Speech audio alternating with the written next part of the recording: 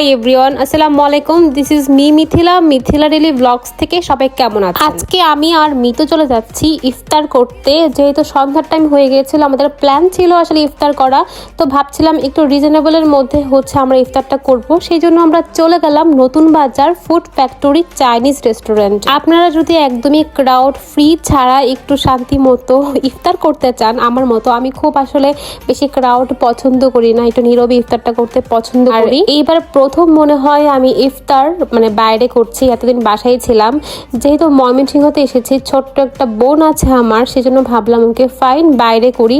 আমার একটা প্রমোশনাল কাজও ছিল ইফতারের আগে, সেই জন্য চলে গেলাম ফুড ফ্যাক্টরি রেস্টুরেন্টে, যেটা নতুন বাজার খুব কাছেই, সাধ্যের মধ্যে। ইফতারের অনেকক্ষণ আগে গিয়েছিলাম যেহেতু, আর রেস্টুরেন্ট আসলে খুব সুন্দর, সাউন্ড একটু কম ছিল, সবকিছু মিলে খুব শান্তি লাগছিল আসলে, আর ভালোই লাগছিল। অনেকদিন পরে বাইরে ইফতার করছি। এই যে আমাদের শরবতটা ফ্রি দিয়েছে, এটা ওয়েলকাম। আমাদের বিহেভিয়ার এত ভালো, এখানে একটা ভাইয়া আছে, খুবই ভালো বিহেভিয়ার। আসলে এটা খুবই ইম্পর্টেন্ট যে রেস্টুরেন্টে যে সার্ভ করে তার বিহেভিয়ার খুবই মার্জিত একটা মানুষ। আজান দেওয়ার সাথে সাথে ওরা আমাদের ড্রিঙ্কস দিয়েছে, আর আমি অর্ডার করেছিলাম রাইস বোল, আর মিতু অর্ডার করেছিল fried rice. Crispy chicken fry ছিল, সালাদ ছিল, আর একটা সবজি ছিল, চিকেন সবজি। আমার রাইস বোলটা ছিল বারবিকিউ চিকেন আর সবজি। আমার বারবিকিউ খুবই পছন্দ, আমি খুব পছন্দ করি বারবিকিউ টাইপ, সেই জন্য আমি রাইস বোল নিয়েছিলাম।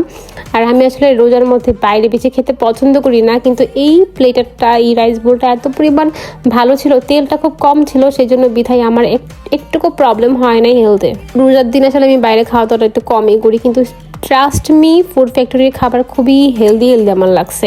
সত্যি কথা বলতে তেল কম ছিল, এই জন্য খুবই ভালো লেগেছিল। মনে হয়েছে যে বাসায় একটা খাবার রান্না করা হয় না, ফ্রাইড রাইস খুবই সুন্দরভাবে মনে হচ্ছে অলিভ অয়েল দিয়ে মেক করেছে। সিরিয়াসলি তেল চেকতে লাগে নাই, খুবই ফ্রেশ। আর ও ভালো কথা, ওরা কিন্তু আমরা যখন বসেছিলাম ওরা একদম মেক করে দেন দিয়েছে, এই জন্য একটু লেটও হয়েছিল যদিও, তাই খুবই মজাও হয়েছে, ফ্রেশ লেগেছে একদম সবকিছু মিলিয়ে। আর আমি আসলে একটু সেনসিটিভ খাবারের দিকে, খাবারটা যদি একটু লেটে হয় বা ঠান্ডা হয়, এই জিনিসটা আমি একটু পছন্দ করি না। আমার অনেক খাবারের রিভিউতে আমি বলছি যে খাবারটা ঠান্ডা ছিল, খাবারটা গরম হলে ভালো হতো। লাস্ট একটা ফুড ব্লগেও দেখবেন আমি এটা বলছি, কিন্তু ট্রাস্ট মি, ফুড ফ্যাক্টরির খাবার খুব ফ্রেশ অ্যান্ড খুব গরম সার্ভ করে, আর ওদের বিহেভিয়ার মারাত্মক ভালো।